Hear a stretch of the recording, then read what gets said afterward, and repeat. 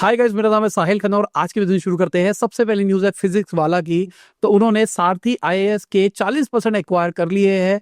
कहा जा रहा है 250 करोड़ की वैल्यूएशन के आसपास में इसको खरीदा गया है। तो फिजिक्स वाला का जो आईएएस डिवीजन है और सारथी आईएएस मिलकर 350 करोड़ का रेवेन्यू प्रोजेक्ट कर रहे हैं फाइनेंशियल ईयर 26 के अंदर। इससे पहले फिजिक्स वाला दृष्टि आईएएस भी खरीदना चाहते थे, वो नहीं हुआ, बट यहाँ पर कुछ तो आगे बढ़ते हुए दिखाई दिए है। इसके अलावा डिलीवरी सर्विस के ऊपर 18% जीएसटी लगने वाला है। इसका मतलब ये है जोमेटो और स्विगी की जो डिलीवरी राइडर्स हो गए उसके ऊपर आप डिलीवरी फीस दे रहे हो, उस पर अब जीएसटी लगेगा। पहले जो एग्जेम्प्टेड था, मतलब इस कैटेगरी के अंदर नहीं आता था, अब 18% लगेगा। वो किस पे पास होगा, सवाल ये है।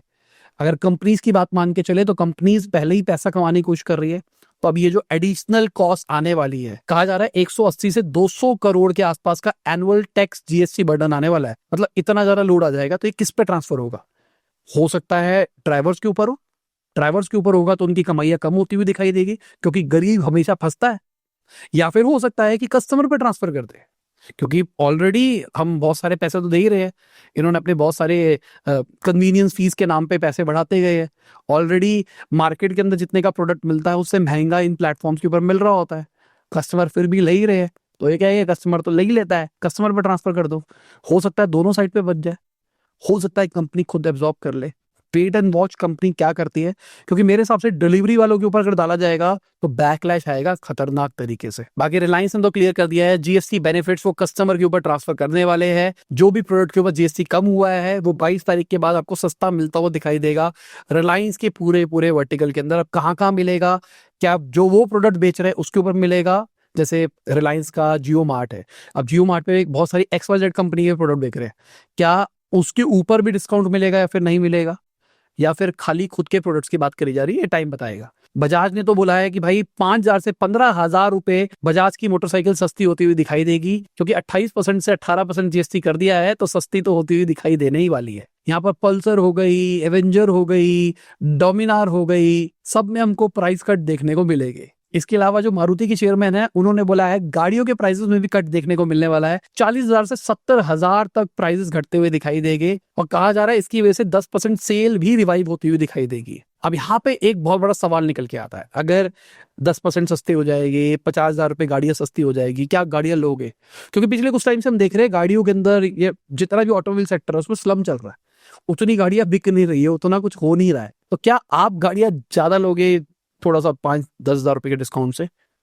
कमेंट सेक्शन के अंदर बता रहा, मुझे नहीं पता, क्योंकि मेरे को ऐसी चीजें लुभाती नहीं है पर्सनली। बाकी लुभाने की बात करके चले, जो हमारी वाइब मार्केटिंग की वर्कशॉप थी जो हमने ऑफलाइन कंडक्ट करी थी, उसकी अब रिकॉर्डिंग बिकने के लिए रेडी हो गई है, तो आप डिस्क्रिप्शन में जा सकते हैं, उसको ले सकते हैं। अगेन जैसे हम करते हैं, इंट्रोडक्टरी प्राइस हमने थोड़ा डिस्काउंटेड रखा है, बाद में उसको नॉर्मल प्राइस पे ही कर दिया जाएगा। बट यहाँ पर एक प्रॉब्लम है, मैं पहले क्लियर कर देता हूँ। हमने जिस प्लेटफॉर्म से पार्टनरशिप कर रखी है अपना कोर्स बेचने के लिए, वो बंद होने वाला है, तो इस चक्कर में कुछ इश्यूज आ रहे हैं हमको स्टूडेंट को वहां पर ट्रांसफर करने के लिए। मतलब ऑटोमेटिकली नहीं हो रहा, आपने अभी कोर्स लिया तो हम वो पेमेंट अपने अकाउंट में लेके जा रहे हैं, उसके बाद हमको कह रहे हैं कि भाई इस बच्चे को ऐड कर दो, इस तरीके से काम चल रहा पूरा पूरा। तो इसके चक्कर में, कम्युनिकेशन के चक्कर में डिलेज आ रहे, इंस्टेंट एक्सेस नहीं मिलेगा। जैसे अभी छुट्टी है, संडे छुट्टी दिखाई देगी, मंडे को जब ऑफिस खुलेगा उसके बाद में हम बात करेंगे, उसके बाद में आपको एक्सेस मिलना शुरू होगा। तो इनिशियल कुछ टाइम के लिए गैप्स रहेंगे, और जब तक ये गैप्स रहेंगे तभी तक डिस्काउंट चल रहा है। जैसे ही सीमलेस एक्सपीरियंस हो जाएगा, क्योंकि आइदर हम किसी और प्लेटफॉर्म पे माइग्रेट करेंगे या फिर हम अपना खुद का सिस्टम बना रहे हैं। अपना खुद का सिस्टम भी बन गया अच्छे लेवल के ऊपर, तो हम ट्राई कर रहे हैं कि अपने सिस्टम पे माइग्रेट करें, और अगर नहीं होगा तो किसी और पे मूव करेंगे, क्योंकि हमारे पास बहुत कम टाइम है, कुछ ही दिन रह गए, तो उससे पहले हमको कुछ ना कुछ सॉल्यूशन करना पड़ेगा। तो हमारी टीम को कॉल करके, मेल करके परेशान मत करना कि भाई कोर्स का एक्सेस नहीं मिला, ये नहीं हुआ, वो नहीं हुआ। आपको मिल जाएगा, वरना जब इंस्टेंट हो जाएगा तब ले लेना। डिस्काउंट हट जाएगा बट आपको इंस्टेंट एक्सेस मिल जाएगा, तो आपको एक्सपीरियंस बेटर रहेगा। एक्सपीरियंस बेटर चाहिए तो कॉस्ट ज्यादा देनी पड़ेगी। कोर्स के बारे में पूरा पूरा हमने लैंडिंग पेज में लिख दिया है, क्या है क्या नहीं है। मल्टीपल केस स्टडीज के बारे में बात करी है, डिजिटल मार्केटर्स के लिए ही उसको फॉर्मुलेट किया गया है, उसके अंदर मैंने सारी चीज़ें बताई है, थंबनेल कैसे बनाता हूँ, अपना क्लोन कैसे आप बना सकते हो, वॉइस कॉलिंग एजेंट्स कैसे बन सकते हैं, कौन से टूल्स क्या क्या कर रहे हैं, ऑटोमेशन की दुनिया क्या हो रही है। मेजरली वो डिजिटल मार्केटर्स के लिए है, बट अगर आपको मार्केटिंग समझ में आती है तो आप भी ले सकते हो। अगर एकदम नूब है बंदा जिसको बिल्कुल भी कुछ नहीं पता, तो मैं नहीं कहूंगा कि प्लीज मत लेना, शायद आपके लिए नहीं है वो कोर्स। हमने कोशिश ये करी है कि जो ठीक ठाक बंदा हो उसके लिए हो। ऑल्दो बेसिक से चलाऊं मैं, बट कुछ कुछ टर्म्स के बारे में बात करी गई है। जैसे गूगल एड्स पे मैंने स्क्रिप्ट की केस स्टडी बताई है कि कैसे आप स्क्रिप्ट्स बना सकते हो जहां पर गूगल एड्स ऑटोमेशन पे चलेगी। उसपे गूगल एड्स नहीं सिखा रखी मैंने, बट ऑटोमेशन के बारे में बात कर रखी है, कैसे ऑटोमेशन बनाओगे, सोचोगे कैसे। तो वो वाला जो सीन है ना, वो उन्हीं को समझ में आएगा जो एक्चुअली डिजिटल मार्केटर्स हो गए, क्योंकि जिसने एक्चुअली गूगल एड्स में स्क्रिप्ट्स रन करी होगी उसी को बेटर समझ में आएगा। तो डिस्क्रिप्शन में लिंक दे दिया है, क्योंकि मेरे साथ यही है भाई, ऑनेस्टली बता के बेचता हूँ, कोई धोखेधारी नहीं करता। तो जिनको लेना है वो ले सकता है। बाकी बाटा वालों ने भी बोला है कि जो जीएसटी डिस्काउंट मिल रहा है वो कस्टमर के ऊपर ट्रांसफर होता हुआ दिखाई देगा। इनका कहना है कि 7% के आसपास जो 1000 रुपए से नीचे के फुटवेयर्स है वो सस्ते होते हुए दिखाई देंगे। मतलब 70 रुपए के आसपास का आपको डिस्काउंट मिल सकता है 1000 रुपए वाले के ऊपर। मतलब क्या इससे इम्पैक्ट पड़ता है या नहीं पड़ता मुझे नहीं पता भाई, अपन थोड़े ठीक हो गए ना, मतलब हो सकता है कभी पड़ता हो मुझे, बट अभी 20-30 रुपए से 50 रुपए से मुझे उतना इंपैक्ट नहीं पड़ेगा। चीज लेनी है तो लेनी है, नहीं लेनी तो नहीं लेनी। बाकी सॉफ्ट बैंक की बात करके चले तो उन्होंने 2.15% स्टेक्स बेचे हैं ओला इलेक्ट्रिक के। मुझे ऐसा लगा यहाँ से कुछ निकला है।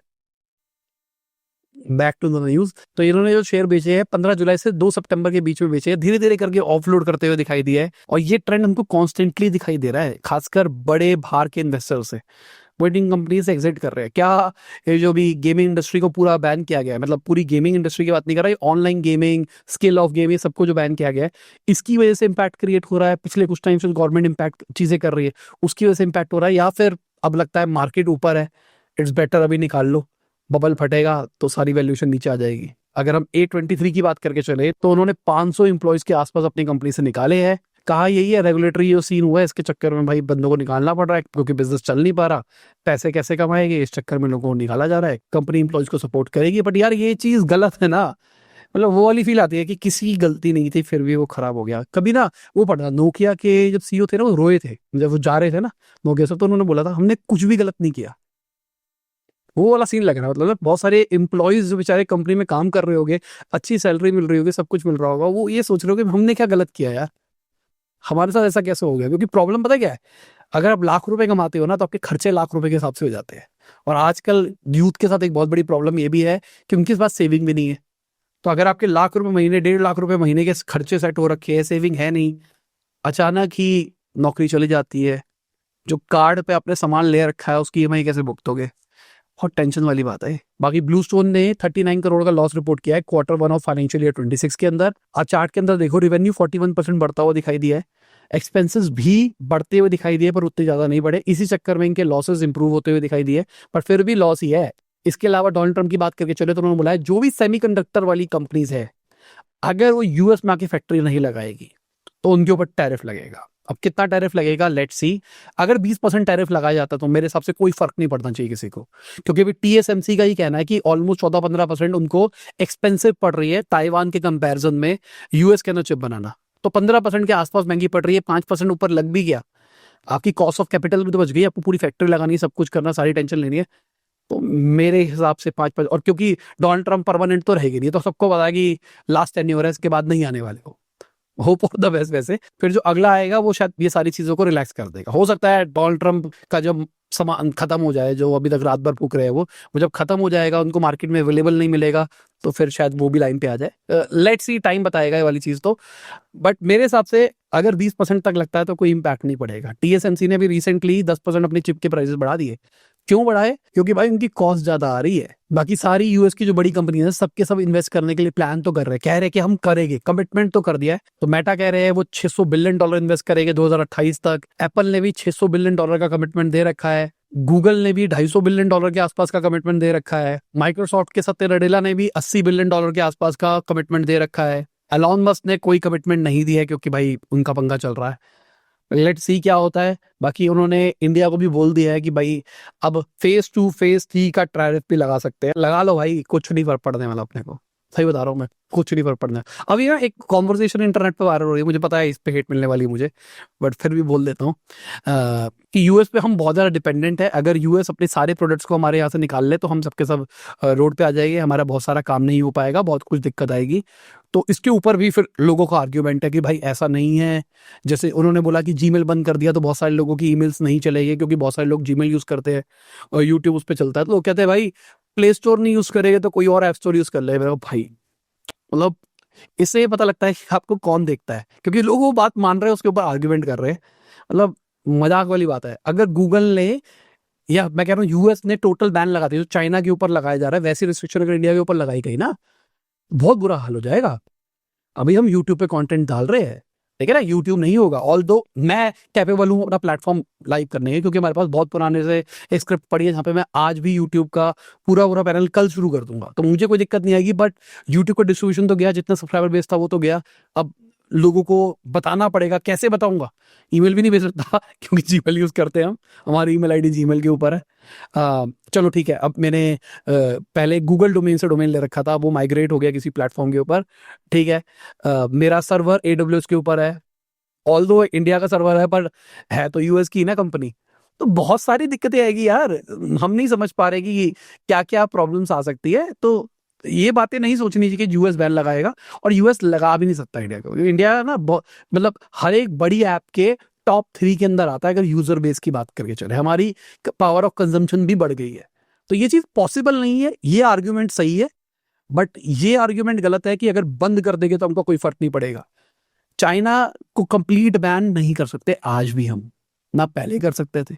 सिमिलरली यूएस को भी कंप्लीट बैन अभी नहीं कर सकते।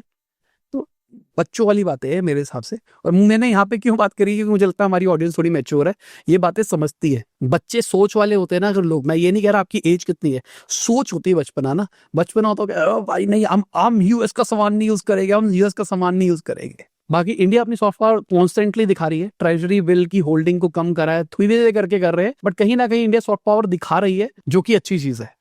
बट फॉरेन इंस्टीट्यूशनल इन्वेस्टर भी अपनी सॉफ्ट पावर दिखा रहे हैं। 13 ईयर लोग के ऊपर पहुंच गए हैं, 15.8% पे होल्डिंग पहुंच गई है। कॉन्स्टेंटली बेचा जा रहा है इंडिया से अपने शेयर्स को, 2012 के लेवल पे पहुंच गए भाई। आप ये कह सकते हो कि भाई इस टाइम पे मार्केट का साइज बड़ा है तो परसेंटेज के हिसाब से जो मार्केट कैप है वो बड़ी हो जाएगी, but percentage point of view से हम उस लेवल पे पहुंचते हुए दिखाई दे रहे हैं। रीजन क्या है? मार्केट बहुत ऊपर है इस टाइम पे।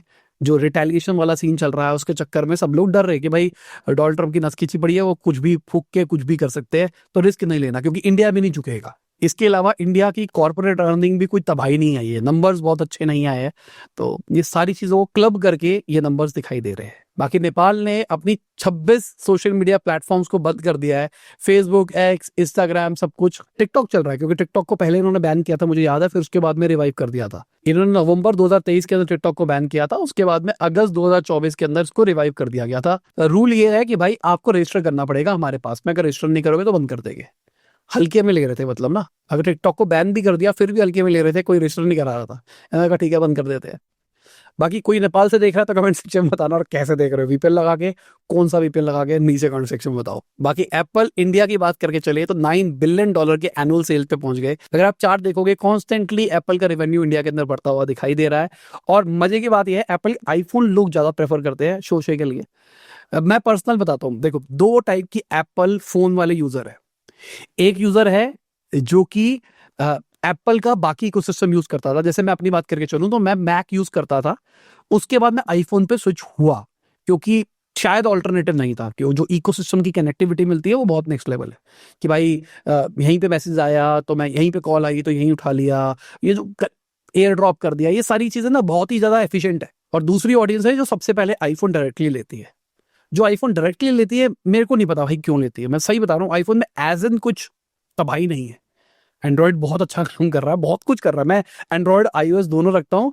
एप्पल में सिर्फ इसलिए रखता हूँ इकोसिस्टम के लिए, फोटोज वोटोज खींच रखी है तो इधर भेज देता हूँ, वीडियोज खींच रखी है तो इधर भेज देता हूँ, मैं कॉल्स यहीं आ जाती है, बहुत सारी चीजें यहाँ हो जाती है, मैं इसलिए करता हूँ।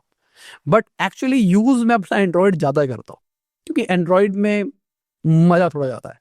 अभी AI वाले फीचर भी आ गए तो वो वाली चीजें और मजा आता है। तो आप बताओ आप कौन सी कैटेगरी के अंदर हो, आपने सबसे पहले आईफोन ही लिया था डायरेक्टली? तो नीचे कमेंट सेक्शन में बताओ क्यों लिया था और अभी कैसा फील कर रहे हो, अच्छा फील हो रहा है, रिग्रेटफुल हो रहा है। बाकी मार्केट की बात करके चले तो मार्केट फ्लैट दिखाई दी है, पर अच्छी बात है भाई, मार्केट अगर आप देखोगे स्टार्टिंग के अंदर एकदम नीचे गई थी, उसके बाद रिकवर होती हुई फ्लैटर ट्रेजेक्टरी पे पहुंची है। This is the positive sign कि भाई रिकवरी दिखाई दी है। और इसका रीजन क्या है? Profit booking. अभी ये जीएसटी वीएसटी के चक्कर में सारा भागी थी मार्केट, सबने कहा भाई कमा लो, जितना कमा सकते हो बेच खाओ। बाकी आप देख लो मार्केट के अंदर कौन रहा है ऊपर, कौन रहा है नीचे। और इसी के साथ में हमारी आज की न्यूज खत्म होती है। उम्मीद करता हूं आपको मजा होगा। लाइक कर देना, शेयर कर देना, कमेंट बताना वीडियो कैसी लगी। Bye, good night, Shaba, good हाफिज, गुड मॉर्निंग, आफ्टरनून, जब भी वीडियो देख रहे हैं। जय हिंद, वंदे मातरम, दुआ में याद रखना।